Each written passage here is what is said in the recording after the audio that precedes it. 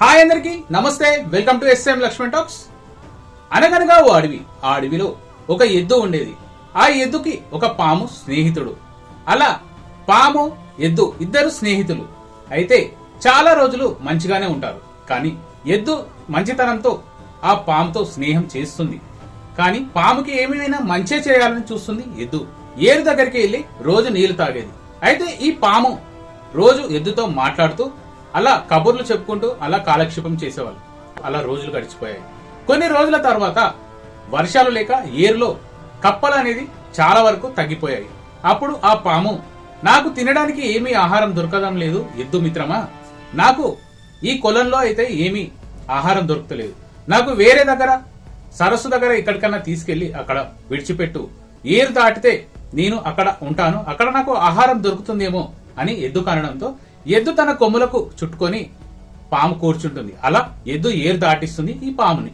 ఏరు దాటించినాక ఆ ఏరులో చాలా కప్పలుంటాయి. అలా రోజు ఆ పాము ఆ కప్పలకు ఆహారంగా చేసుకొని అలా చాలా కొన్ని రోజులు గడిచిపోతూ ఉంటుంది. ఆ విధంగా కృతజ్ఞత కూడా ఎద్దుకు అయితే ఈ పాము చెప్పదు. అయితే ఎద్దు అయితే తన మంచితనంతో ఎప్పుడు ఇలా మాట్లాడేదో పాముతో అలాగే మాట్లాడుతుంది. కానీ ఈ పాము కప్పలు ఆహారం బాగా దొరకడంతో గర్వం అనేది పెరిగిపోతుంది. చాలా బలంగా బలిష్టంగా తయారవుతుంది. అలా బలంగా తయారయ్యి ఆ ఎద్దుని బెదిరించడం మొదలుపెట్టింది. ఎందుకంటే ఈ పాము అనేది బలంగా తయారైపోయింది. నిన్ను కూడా ఏదో రోజు కాటేసి చంపేసి నిన్నే తినేస్తాను అంటుంది.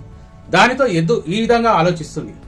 ఇలాంటి మూర్ఖులకు సహాయం చేస్తే ఎప్పటికైనా ప్రమాదమే అని తలిచి వెళ్లి పాము దగ్గరికి వెళ్ళి, మిత్రమా, నీకు కప్పలు తిని తిని బోరు కొట్టడం లేదా?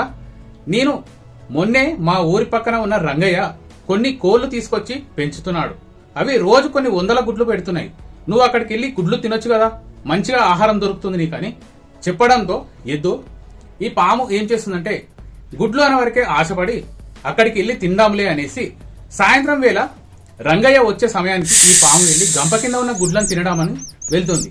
తినడానికి వెళ్ళినప్పుడు రంగయ్య పామును చూసి చితక్ కొట్టి దాన్ని అయితే అంతం చేసేస్తాడు. దీనివల్ల మీకు తెలిసిన నీతి ఏంది? విషపూరితమైన జంతువులైనా, మూర్ఖులైనా, దుర్మార్గులైనా ఇలాంటి వారికి సహాయం చేస్తే ఎప్పటికైనా ప్రమాదమే. జై శ్రీమన్నారాయణ. Thank you.